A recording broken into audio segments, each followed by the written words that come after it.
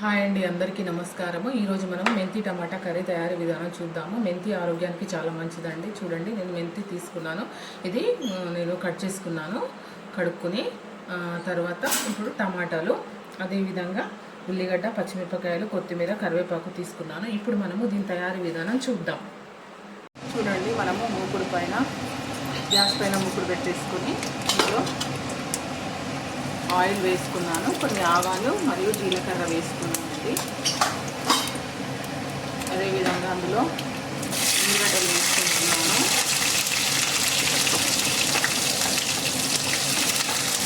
ఉల్లిగడ్డ, పచ్చిమిరపకాయలు first వేసుకోవద్దండి. Oil అంతా చిల్లుతుంది కాబట్టి మనం ఫస్ట్ ఉల్లిగడ్డలు వేసుకోవాలి. ఉల్లిగడ్డలు వేసుకున్న తర్వాత అప్పుడు వెంటనే వాటిపైన మనం పచ్చిమిరపకాయలు వేసుకోవాలి.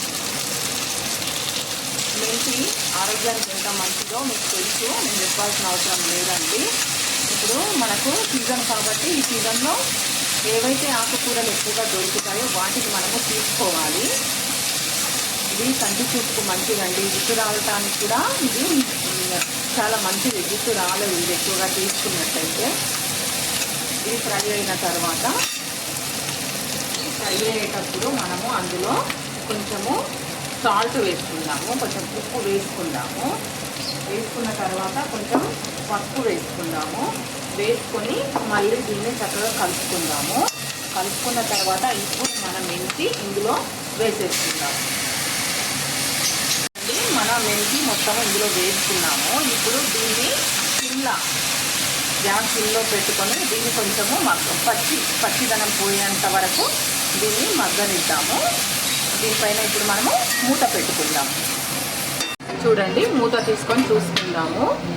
ఇది మెంతి మగ్గిందండి. మనము మెంతి టమాటాలో కారం వేసుకోవద్దు, పచ్చిమిరపకాయలు మాత్రమే వేసుకోవాలి. ఎందుకంటే ఇది ఆకుకూర కాబట్టి ఆకుకూరలో పచ్చిమిరపకాయలు బాగుంటాయి. ఇప్పుడు నేను టమాటా ఇందులో వేసుకున్నాను. మనము మెంతి టమాటాలు కొంచెం ఎక్కువగా వేసుకోవాలండి. టమాటాలు ఎక్కువగా వేసుకుంటే అంటే మెంతి కొంచెం ఒగరొగరుగా వస్తుంది అని అంటారు కదా. మనము కొంచెం టమాటాలు ఎక్కువ వేసుకున్నట్టయితే చాలా టేస్టీగా ఉంటుంది. చూడండి మీరు, ఇది మొత్తం టమాటా మెంతి దగ్గరికి ఉడకాలి, అప్పుడు చూద్దాం, చాలా బాగుంటుంది. మనం మూత పెట్టేసుకుందాం. చూడండి, మన మెంతి టమాటా ఒకసారి చూద్దాం. అంతేనండి, కర్రీ అయిపోయింది, రెడీ అయింది. చూడండి, గ్యాస్ ఆఫ్ చేసుకుంటున్నాను.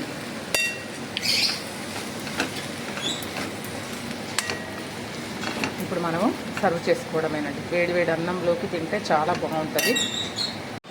చూడండి, మనము వేసుకుందాం.